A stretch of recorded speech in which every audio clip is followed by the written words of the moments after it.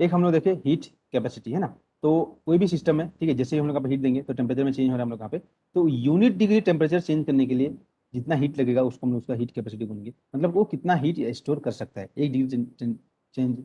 Temperature change होने में कितना हीट वो सिस्टम स्टोर कर सकता है। अब स्पेसिफिक मतलब यहाँ पे स्पेशल, दो टाइप का स्पेशल होगा। क्या हो जाएगा, सी स्पेशल मतलब यहाँ पे डेल क्यू बाई एक एन डी टी होगा। मतलब 1 मोल गैस का टेम्परेचर 1 डिग्री सेंटीग्रेड चेंज करने के लिए जो भी हीट लगेगा, है एन इक्वल टू 1 कर दो, डी टी इक्वल टू 1 कर दो, तो यहाँ पे जो जो भी हीट लगेगा उसको हम लोग क्या बोलेंगे, स्पेसिफिक हीट कैपेसिटी या मोलर स्पेसिफिक हीट कैपेसिटी बोलेंगे। अब अगर ये गैस नहीं है ना, तो तुम यहाँ पे स्टडी करने वाले हो सॉलिड या लिक्विड में, वहाँ पे क्या हो जाएगा, 1 ग्राम आ जाएगा, 1 ग्राम ऑफ लिक्विड को, है ना, या 1 ग्राम ऑफ सॉलिड का हीट को 1 डिग्री सेंटीग्रेड मेरे को चेंज करने के लिए जो भी मेरे को हीट लगेगा उसको मैं क्या बोलूंगा हम लोग यहाँ पे specific heat of that solid और लिक्विड यहाँ पे बोलेंगे। समझो उस केस में डिफाइनेशन क्या हो जाएगा, del Q by M D T, और यूनिट क्या हो जाएगा, जूल पर ग्राम पर मोल हो जाएगा, पर केल्विन हो जाएगा। इस केस में क्या हो जाएगा, जूल पर मोल, है ना, पर केल्विन हो जाएगा। ये चीज तुमको माइंड में रखना है। इस पे सिर्फ हीट कैपेसिटी बोला है तो del Q by D T joule पर केल्विन हो जाएगा। ठीक है जी, ओके। तो यहाँ पे यूनिट जो स्पेसिफिक दो तरीके से दिया, एक हो जाएगा हम लोग यहाँ पे मास वाला होगा, एक हो जाएगा हम लोग पे मोलर स्पेसिफिक हीट कैपेसिटी हो जाएगा हम लोग, और जो दोनों का यूनिट इस तरीके से देख सकते हैं। ठीक है, तो अभी type of molar specific heat capacity अब देखते हैं हम लोग यहाँ पे मोलर स्पेसिफिक हीट कैपेसिटी के टाइप।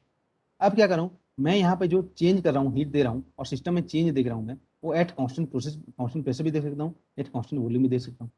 तो वही हो जाएगा molar specific heat capacity at constant volume. मतलब क्या कर रहा हूँ मैं, हीट दे रहा हूँ, चेंज कर रहा हूँ, तो टेम्परेचर चेंज हो रहा है, तो डिफरेंशियल कर दिया हम लोग यहाँ पे। तो ये चेंज अगर कांस्टेंट वॉल्यूम पे हो रहा है तो उसको बोलते हैं सीवी। ठीक है, इस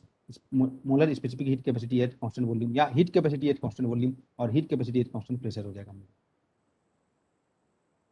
तो सीवी इज इक्वल टू, अब यहाँ पे देखना है कैसे लिखेंगे, CV is equal to basically तो ये हो जाएगा मोलर है तो del Q by N D T, इसको देख कर पता चल जाएगा कि यहाँ पे मोलर है ना, और एट कांस्टेंट वॉल्यूम हो जाएगा। बताओ अभी हम लोग यहाँ पे, ठीक है, del Q is equal to first law of thermodynamics क्या होता है, del Q is equal to D U plus del W. अगर मेरे पास प्रोसेस कांस्टेंट वॉल्यूम वाला है तो वर्क डन क्या होता है, D V is equal to 0 होता है, तो del Q is equal to क्या होता है, डी यू हो जाता है। तो एट सीवी को मैं दो डेफिनेशन लिख सकता हूँ, del Q by N D T और D U by N D T at constant volume. तो C V is equal to हो जाएगा, ठीक है, D U by D T भी लिख सकते हो एट कॉन्स्टेंट वॉल्यूम, वो तो है ही है। एन डी टी यहाँ पे लिखोगे तो मोलर हो जाएगा, नहीं लिखोगे तो सिर्फ हीट कैपेसिटी हो जाएगा एट कॉन्स्टेंट वॉल्यूम। समझ में आया? लेकिन सीपी में ऐसे कुछ नहीं है ना, CP is equal to del Q upon N D T हो जाएगा, D U plus del W, है ना, तो D U by N D T at constant pressure plus del W by N D T at constant, ठीक है, जो भी है प्रेशर हो जाएगा del W by N D T. अब यहाँ पे तुम देखोगे हम लोग यहाँ पे कि डेल डब्ल्यू कितना होगा, ये तुम फाइंड कर सकते हो फॉर आइडियल गैस के लिए, है ना, फॉर आइडियल गैस के लिए इसको तुम यहाँ पे और भी सिंप्लीफाई कर सकते हो। कैसे, देखो जो इंटरनल एनर्जी है वो क्या टेम्परेचर किस पे, इस पे डिपेंड करता है, इंटरनल एनर्जी आइडियल गैस का वॉल्यूम पे डिपेंड करेगा या प्रेशर पे डिपेंड करेगा, नहीं, ओनली टेम्परेचर पे डिपेंड करता है। तो अगर यहाँ पे D U by N D T at constant pressure ले रहा हूँ और D U by N D T at constant volume ले रहा हूँ, दोनों सेम है आइडियल गैस के लिए, आइडियल गैस के लिए। रियल गैस में मत आ जाना फिर ये, है ना, तो दोनों सेम है। तो मैं सिंपली यहाँ पे देखता हूँ D B D T constant pressure है, उसकी जगह पे मैं क्या दे दिया, D by D T H constant volume, और उसका वैल्यू सीवी है, तो CP is equal to CV upon ये आ जाएगा प्लस दिस। अब इसका वैल्यू तुम देखोगे तो क्या लिखोगे, आइडियल गैस देखना, PV is equal to N, ये आइडियल गैस के लिए है, ये रिलेशन जो आने वाला है आइडियल गैस के लिए, तो क्या हो जाएगा, at constant pressure DV is equal to N R D T आएगा। तो यहाँ पे डेल डब्ल्यू को क्या था, पीडीवी, तो पीडीवी अपन एनडीटी क्या बच जाएगा हमारे पास, आर आ जाएगा। देखो पीडीवी अपन एनडीटी ये आइडियल गैस के लिए है, आर आ जाएगा। तो एक रिलेशन हम लोग के पास आ जाता है हम लोग यहाँ पे CP is equal to CV plus R ideal gas के लिए, यानी कि CP minus CV is equal to R आ जाता है। ये किसके लिए है देखना, हमेशा याद रखना, this is for only for ideal gas. क्यों, क्योंकि उसका इक्वेशन हम लोग यहाँ पे यूज करके फाइंड किए हैं वर्क डन। रियल गैस होगा तो फिर यहाँ पे पी प्लस, ठीक है, जो भी है A upon N square V minus N B is equal to जो भी है एन आर टी। ये तुम यहाँ पे रियल गैस के लिए बाद में यूज करेंगे, जिसमें प्रेशर और वॉल्यूम बीच का करेक्शन हम लोग का होता है ना। आइडियल गैस के लिए ये रिलेशन होता है, उसके लिए सीपी माइनस सीवी अलग आता है ना। तो आइडियल गैस के लिए CP minus CV is equal to R होगा हम लोग के पास। समझ में आया हम लोग यहाँ पे, बहुत ही सिंपल देख रही हूँ, और आइडियल गैस ओनली, ये चीज नोट करने लायक है ना। सीपी माइनस सीवी तो पता है आर होता है, लेकिन ओनली आइडियल गैस के लिए होगा, ये नोट करने के लायक है एग्जाम्स में। ठीक है, ओके, देखते हैं हम लोग आगे भी। तो अब देखते हैं हम लोग यहाँ पे हीट कैपेसिटी की बात कर रहे हैं, तो एडियाबैटिक प्रोसेस, ऐसा प्रोसेस जिसमें कोई भी हीट ट्रांसफर नहीं होता, उसको हम लोग क्या बोलते हैं, नो हीट ट्रांसफर। मतलब हीट ट्रांसफर नहीं होगा, change in heat equal to क्या हो जाएगा, जीरो। तो हीट ट्रांसफर होगा, चेंज हीट में चेंज होगा, एंट्रोपी हम लोग यहाँ पे, ठीक है, कांस्टेंट रहेगा, क्यू कांस्टेंट रहेगा या एस कांस्टेंट रहेगा। सेम रहेगा हम लोग, ऐसा प्रोसेस नहीं होगा यहाँ पे, उसको क्या बोलते हैं हम लोग यहाँ पे एडियाबेटिक प्रोसेस। तो डेल क्यू इक्वल जीरो, तो क्या हो जाएगा heat capacity at constant entropic process को CS भी लिख देते हैं, है ना, कंप्यूटर साइंस में है CS मतलब कांस्टेंट एंट्रोपिक प्रोसेस या एडियाबेटिक प्रोसेस के लिए यहाँ पे del Q equal to zero तो CS इक्वल टू। लेकिन isothermal process T equal to constant है तो DT इक्वल टू जीरो हो जाएगा, मतलब क्या हो जाएगा हम लोग यहाँ पे C at constant temperature del Q by N DT लो या DT लो, तो ये क्या हो जाएगा heat capacity for isothermal process क्या होता है, वेरी हाई होता है। समझ लो यहाँ पे भाई। अब देखो यहाँ पे भाई टेम्परेचर तो कांस्टेंट है ना, अब उसको तुम चेंज कैसे करोगे, यहाँ पे चेंज नहीं कर पा रहे टेम्परेचर में हम लोग यहाँ पे, ठीक है, तुम कितना भी हीट दे रहे हो यहाँ पे डेल क्यू कितना भी दे रहे हो टेम्परेचर चेंज नहीं हो रहा है, बड़ा जिद्दी टाइप का है, तो कितना लगेगा तुम्हारा कैपेसिटी, हीट कैपेसिटी क्या बोलेंगे उसको उस प्रोसेस के लिए, वही ना टेम्परेचर कांस्टेंट है यहाँ पे। भाई क्या बोला डेफिनेशन क्या था कि मैं हीट दूंगा, हीट रिक्वायर्ड कितना हीट लगेगा 1 डिग्री सेंटीग्रेड टेम्परेचर को चेंज करने के लिए, वो मेरा हीट कैपेसिटी था। अब भाई टेम्परेचर ही चेंज नहीं होता है ऐसे थर्मल प्रोसेस में, तो उसमें हीट कितना लगेगा, बहुत ज्यादा लगेगा, जितना भी दो हम लोग को कोई हीट चेंज नहीं होने वाला है, मतलब टेम्परेचर चेंज नहीं होने वाला है, इसीलिए उसका हीट कैपेसिटी हम लोग यहाँ पे क्या होता है इनफाइनाइट होता है। ठीक है, अब हम लोग यहाँ पे देखते हैं कुछ विचित्र घटनाएं, हम लोग अब देखते हैं हम लोग यहाँ पे लेटेंट हीट, है ना, ये देखते हैं हम लोग। तो लेटेंट हीट क्या होता है हम लोग यहाँ पे देखो, हम लोग यहाँ पे तो सबसे पहले क्या हो जाएगा हम लोग यहाँ पे देखो फेस देखते हैं, यहाँ पे बेसिकली फेस टेंस में यूज होता है हम लोग यहाँ पे, तुम देखोगे तुम यहाँ पे हम लोग बर्फ देखते हैं ना, आइस, आइस क्या होता है 0 डिग्री सेंटीग्रेड पे हो सकता है, सॉलिड स्टेट में रहता है, और 0 डिग्री सेंटीग्रेड पे भाई पहले वाटर होगा तभी तो उसको जमाओगे तो आइस बनेगा, वाटर भी रहेगा 0 डिग्री सेंटीग्रेड। तो भाई 0 डिग्री सेंटीग्रेड पे हमारे पास आइस भी है और 0 सॉलिड भी है और 0 डिग्री सेंटीग्रेड पे वाटर भी है, हम लोग यहाँ पे लिक्विड भी है। सिमिलरली यहाँ पे तुम देख सकते हो यहाँ पे 100 डिग्री सेंटीग्रेड पे तुम्हारा वेपर भी होता है और वाटर भी होता है, हम लोग यहाँ पे वाटर भी होता है और यहाँ पे वेपर भी होता है, गैस स्टेट में आएगा हम लोग यहाँ पे। तो भाई यहाँ पे तो टेम्परेचर चेंज नहीं हो रहा है, लेकिन फिर भी स्टेट चेंज हो रहा है, तो एनर्जी लग रहा है, एनर्जी लग रहा है भाई, बिना एनर्जी कैसे चेंज होगा तुम यहाँ पे, ठीक है, पानी से तुम यहाँ पे गैस कैसे बना सकते हो, या गैस से या जो पानी से तुम बर्फ कैसे बना सकते हो, एनर्जी तो लगेगा। तो टेम्परेचर में चेंज नहीं हो रहा है, फिर भी हम लोग का स्टेट में चेंज हो रहा है, तो कुछ हीट तो लगेगा, एनर्जी तो चाहिए तभी तो ये चेंज होगा स्टेट। यहाँ पे आइस से 0 डिग्री सेंटीग्रेड पे आइस से 0 डिग्री सेंटीग्रेड वाटर में कन्वर्ट होने के लिए भाई ये वाटर स्टेट है, कुछ तो होगा, एनर्जी लगेगा, तो वहां पे जो हीट लगेगा जो भी एनर्जी लगेगा उसको हम लोग बोलते हैं लेटेंट हीट, है ना, हिंदी में इसको क्या बोलते हैं गुप्त उष्ण, याद होगा हम लोग यहाँ पे, है ना, यहाँ पे भाई है वही चीज यहाँ पे, तो वही चीज यहाँ पे लिखा गया कि हीट ऑब्जर्व नहीं है एब्जॉर्ब है, ठीक है, ठीक है, absorb heat without change in temperature is called latent heat. Temperature में बिना चेंज किए हम लोग यहाँ पे, क्योंकि देखो वाटर था इसमें कुछ हीट लेगा तभी आइस में कन्वर्ट होगा हम लोग यहाँ पे टेम्परेचर में, टेम्परेचर चेंज नहीं होके सिर्फ हीट में हम लोग यहाँ पे चेंज होगा, तो जितना भी रिक्वायर्ड हीट बोल सकते हो without change in temperature is called latent heat. तो ये वाटर के लिए तुम देख सकते हो हम लोग यहाँ पे लेटेंट हीट, तो each gram of water at 100 degree centigrade, ठीक है, at ordinary pressure can absorb up to 540 calorie, calorie मतलब क्या होता है कैलोरी और जूल का जो रिलेशन होता है ना, 1 कैलोरी इज इक्वल टू जो भी रिलेशन होता है कितना हो जाए 4.2 जूल होता है क्या, ऐसा होता है क्या, जो जूल और कैलोरी में कन्वर्सन होता है देखना है इसमें, ठीक है, एक जूल इतना कैलोरी होता है ये देख सकते हैं, है ना, तो ये हो गया क्या हो जाएगा हम लोग यहाँ पे, तो क्यू इज इक्वल टू क्या हो जाएगा हम लोग यहाँ पे विदाउट चेंज इन, हम लोग यहाँ पे जो 1 ग्राम आप लिक्विड बोल सकते हो या ठीक है इस ग्राम ऑफ वाटर बोल सकते हो इतना में, तो Q is equal to ML होता है, एल है लेटेंसी, एल क्या होता है लेटेंट, लेटेंट क्या होता है हम लोग यहाँ पे विदाउट चेंजिंग टेम्परेचर, जो हम लोग यहाँ पे 1 ग्राम ऑफ ठीक है वाटर को 1 ग्राम ऑफ आइस बनाने में जो भी हीट लगेगा उसको हम लोग क्या बोलेंगे, या सॉरी यहाँ पे क्या था लेटेंसी ऑफ वेपराइजेशन देख रहे हैं ना, वेपराइजेशन 5 कैलोरी पर ग्राम था, तो 1 ग्राम ऑफ हम लोग यहाँ पे वाटर को एक जो भी हम लोग यहाँ पे 100 डिग्री सेंटीग्रेड पे हम लोग यहाँ पे चेंज करना है, हम लोग यहाँ पे इसमें चेंज करना है 100 डिग्री सेंटीग्रेड वाटर पे हम लोग यहाँ पे चेंज करना है हम लोग यहाँ पे, ठीक है, 1 ग्राम ऑफ हम लोग यहाँ पे स्टीम में, है ना, इसमें चेंज करना है, तो कितना हम लोग को हीट लगेगा 540 कैलोरी हीट लगेगा हम लोग, दोनों टेम्परेचर सेम है, टेम्परेचर चेंज नहीं है। सिमिलरली आइस का देखोगे तो 0 डिग्री सेंटीग्रेड पे आइस था, तो 1 gram of ice at 0 degree centigrade change to 1 gram of water at 0 degree centigrade by taking a 80 calorie of heat, इसको बोलते हैं लेटेंट हीट ऑफ फ्यूजन, ये हो जाएगा Q इक्वल टू ML, तो latent heat equal to Q/M, है ना, यहाँ पे 1 ग्राम ऑफ आइस बोल लो वाटर बोलो चेंज होगा विदाउट चेंजिंग इट्स टेम्परेचर, तो उसको क्या बोलते हैं लेटेंट हीट। तो अब तक तुम यहाँ पे सब चीज के बारे में थर्मोडायनामिक्स के बारे में देख चुके हो, प्रोसेस, स्पेसिफिक हीट कैपेसिटी, है ना, हीट क्या होता है, वर्क डन क्या होता है ना, अब हम लोग यहाँ कहते हैं थर्मोडायनामिक प्रोसेस। तो भाई अभी हम लोग देखना है कि अभी हम लोग क्या देखें, सीन वही है, याद रखो हीट देना है और चेंज होता है, तो heat requires to raise the temperature depends on process,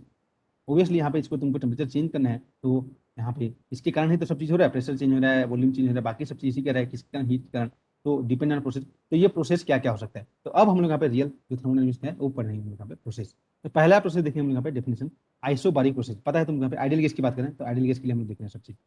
है ना। अलग गैस के लिए तुम यहाँ पे सेम प्रोसीजर कर सकते हो, अगर तुम यहाँ पे कुछ अलग गैस इक्वेशन दे दिया है ना एग्जाम्स में, तो है ना उस हिसाब से तुम करना है। तो प्रोसीजर तुम यहाँ पे फॉलो करो, क्या है उसको तुम देखो पहले।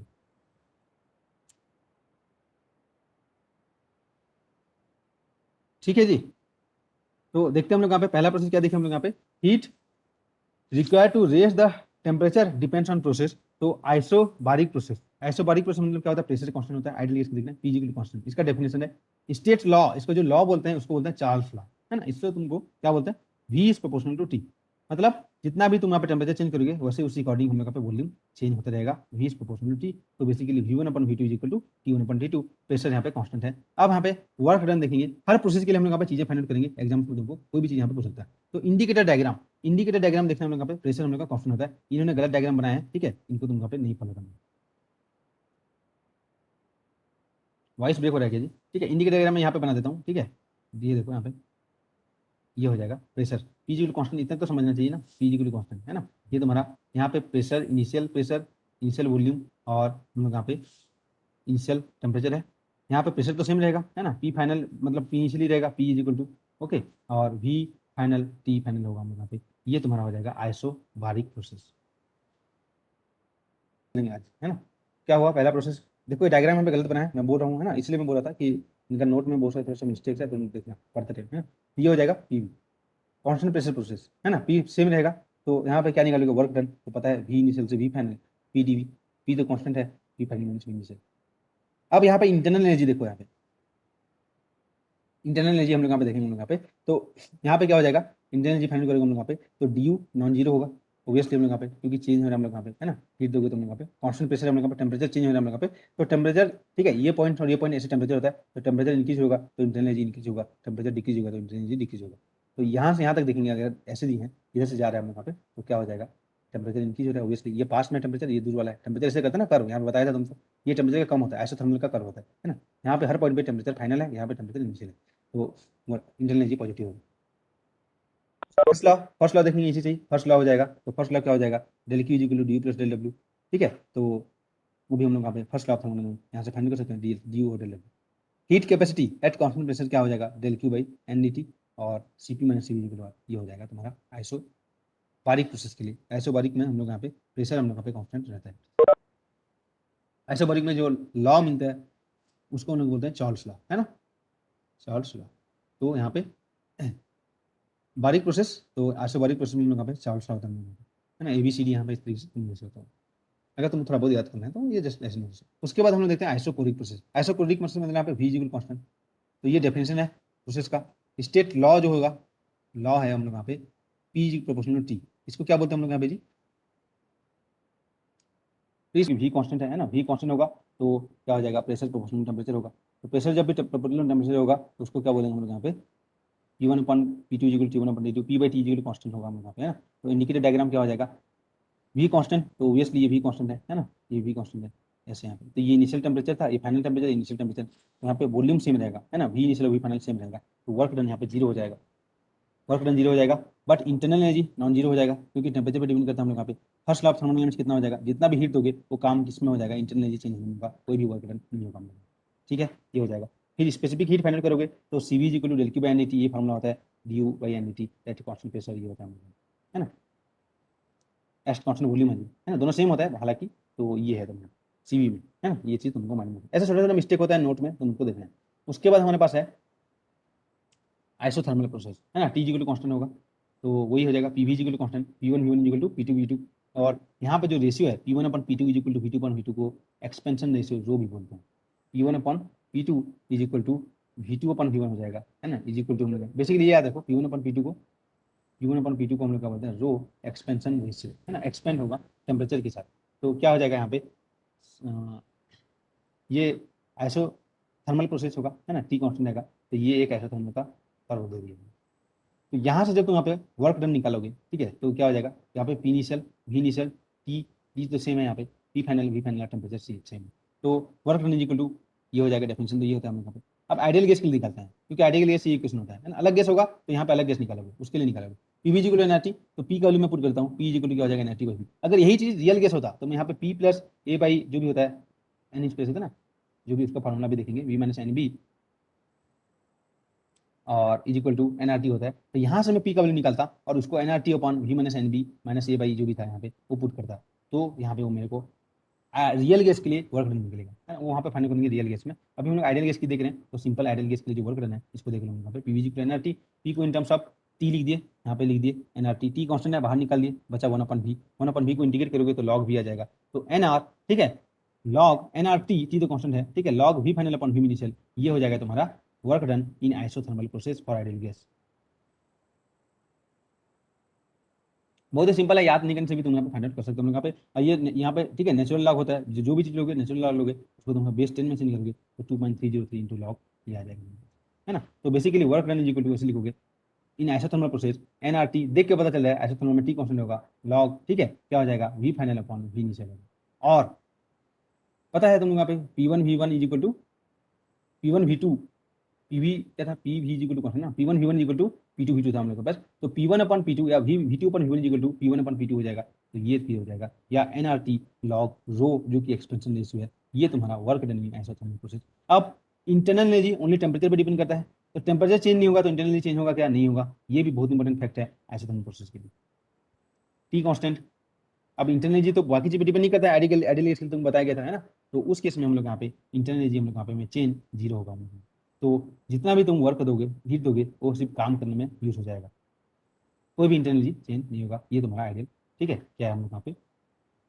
आइसोथर्मल प्रोसेस हम लोग।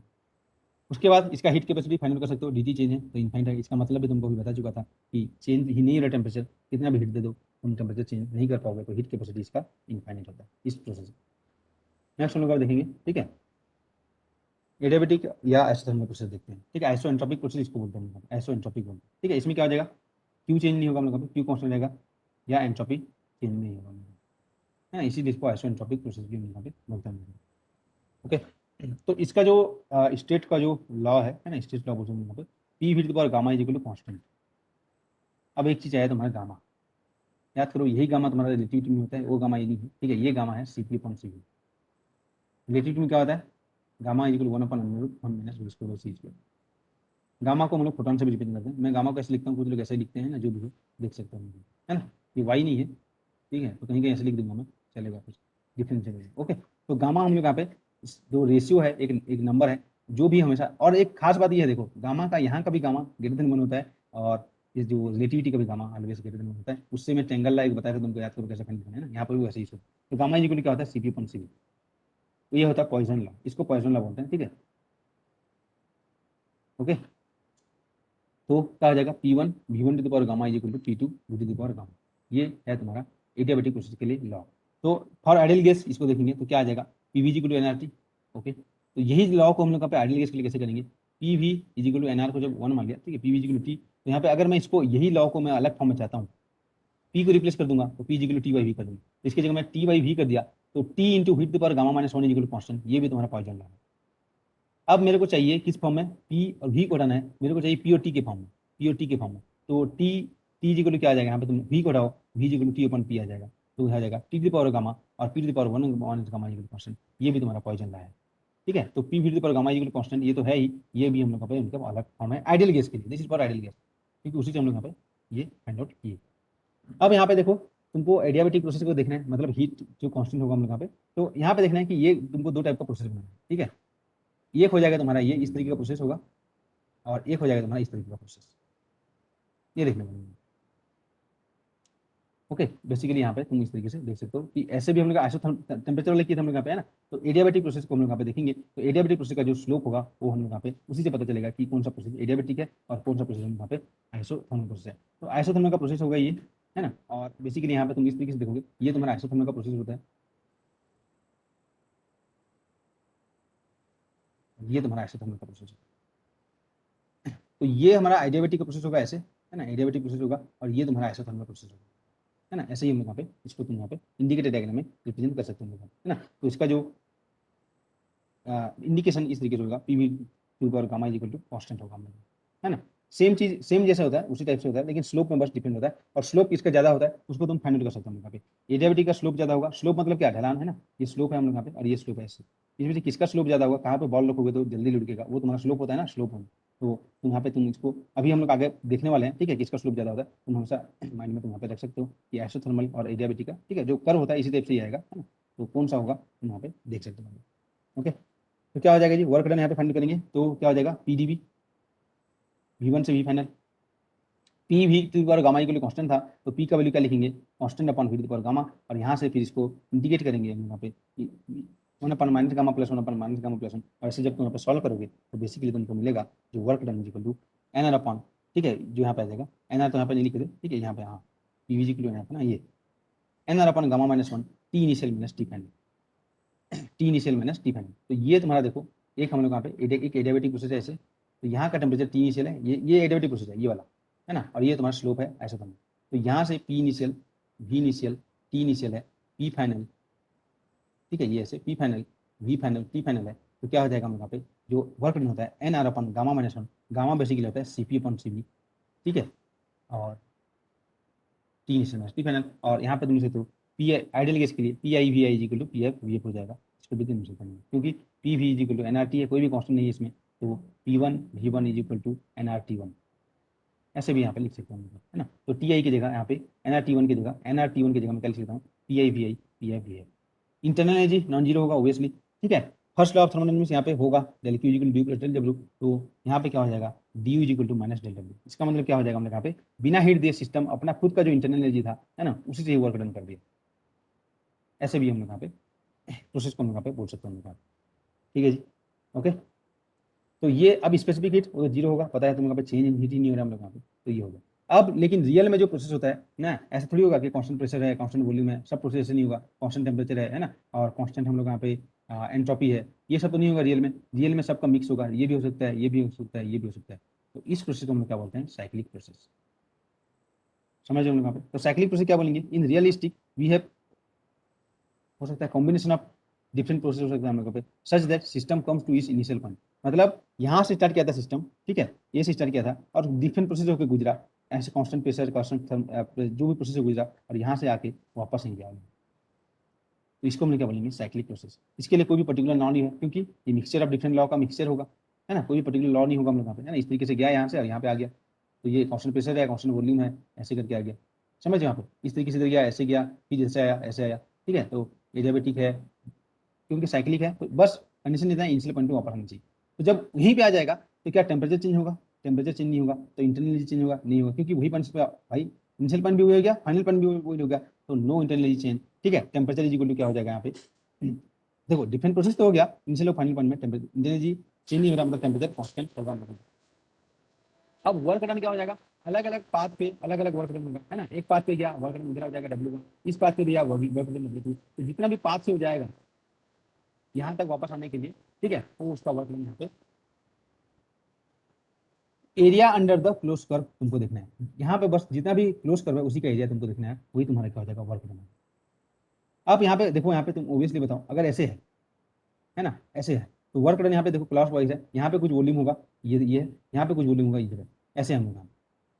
तो अब यहाँ पे जब तुम वर्क डन निकालोगे ना, ऐसे क्लॉक वाइज है, तो देखो ये एरिया पहले निकालोगे, यहाँ से यहाँ तक जाने का एरिया, ये वाला ऊपर वाला एरिया पूरा ऊपर, ये वर्क डन हो गया। कर्व से कहा इसके साथ, है ना, इसके लिए जो एरिया निकालोगे ऐसे प्रोसेस के लिए, ये वाला एरिया होगा ना, ये वाला पूरा। अब ऐसे वाले के लिए जब एरिया निकालोगे तो ये वाला होगा, ऐसे वाला प्रोसेस जो गया, है ना, फाइनल माइनस इनिशियल हो गया। तो हालांकि इसमें वॉल्यूम डिक्रीज होगा, नेगेटिव होगा, तो ये वाला ज्यादा एरिया होगा कि ये वाला ज्यादा एरिया होगा, तो ऑब्वियसली ऐसे जब जाओगे तो ऊपर वाला एरिया ज्यादा होगा, फिर ये वाला एरिया से, तो टोटल वर्क डन, ये वाला पॉजिटिव है, ये वाला नेगेटिव होगा, टोटल वर्क डन पॉजिटिव होगा। तो जब भी क्लॉक वाइज जाओगे, ठीक है, तो क्या हो जाएगा, जो वर्क डन होगा पॉजिटिव होगा, एंटी क्लॉक वाइज जाओगे तो वर्क डन नेगेटिव हो जाएगा। ऐसे जाओगे, ऐसे जाओगे, तो यहाँ से वॉल्यूम कम हो रहा है, फिर यहाँ से वॉल्यूम इंक्रीज हो रहा है, तो ये वॉल्यूम कम ज्यादा हो रहा है, मतलब नेगेटिव पार्ट आएगा। तो क्लॉक वाइज होगा तो साइक्लिक प्रोसेस में क्या हो जाएगा, ठीक है। इससे भी रिलेटेड क्वेश्चन तुमको एग्जाम में देखने को मिल जाएगा, ठीक है। ओके, ठीक है जी। अब फर्स्ट लॉ ऑफ थर्मोडायनामिक्स क्या हो जाएगा, जो भी हम लोग यहाँ पे del Q is equal to del W, यहाँ पे भी क्यू भी D is equal to zero. देखो सिस्टम जनरल एक क्वेश्चन ले सकते हो, यहाँ पे इंडिकेटर डायग्राम दिया है और बोला गया है कि वर्क डन क्या होगा, यहाँ पे पॉजिटिव होगा, नेगेटिव होगा, जीरो होगा, इनफाइनाइट होगा, बताओ यहाँ पे क्या होगा। तो कैसे देखोगे, ये वाला देखेंगे, ये वाला कर्व है, साइक्लिक प्रोसेस है, कहीं से भी स्टार्ट होगा, इसका एरिया इसका वर्क डन हो गया, इसका एरिया इसका वर्क डन हो गया, ये पॉजिटिव है ये नेगेटिव है, तो टोटल वर्क डन क्या हो जाएगा? अगर मेरे पास ऐसे रहता है ना, और ऐसे रहता तो यहाँ पे वर्क डन क्या होगा बताओ? तो यहाँ पे इसका इसका ऐसे है इसका ऐसे है, तो ये वाला क्लॉक वाइज है, वही तो डायग्राम हो गया जी, अरे सेम हो गया, उल्टा कर दो एरो बस, ठीक है, बस सर्कल को ओब्यूज नहीं करना है, ये है हम लोग का पास, ये ऐसे है और ये हम लोग, बताओ यहाँ पे वर्क डन क्या होगा? एंटी क्लॉक वाइज है, नेगेटिव, यहाँ पे भी नेगेटिव आएगा, यहाँ पे क्या आएगा? यहाँ पे वर्क डन, यहाँ पे क्लॉक वाइज है पॉजिटिव आएगा, यहाँ पे नेगेटिव आएगा, लेकिन पॉजिटिव का एरिया ज्यादा है तो टोटल वर्क डन यहाँ पे पॉजिटिव आएगा। अगर इसी को मैं ऐसे कर दूं, है ना, यहाँ पे जो किया गया था, समझ रहे हो ना, ऐसे तुमको थोड़ा सा ट्रिक से यहाँ पे साइक्लिक प्रोसेस में फाइंड आउट करना है, कर लोगे? अब इसमें ज्यादा हम लोग यहाँ पे क्वेश्चन मिला था कि एक given quantity of gas is taken from, ठीक है, the state A to B, ठीक है, रिवर्सिबल, यहाँ पे क्वेश्चन को पूरा नहीं लिखे हैं, ए टू बी यहाँ पे गया हम लोग यहाँ पे, तो ए टू बी यहाँ पे गया है इस तरीके से reverse, as constant volume process पे, कॉन्स्टेंट प्रेशर पे है, और यहाँ पे इस तरीके से किया गया हम लोग यहाँ पे। तो इसमें कुछ शायद पूछा था क्वेश्चन को, यहाँ पे पूरा वो लिखे नहीं है।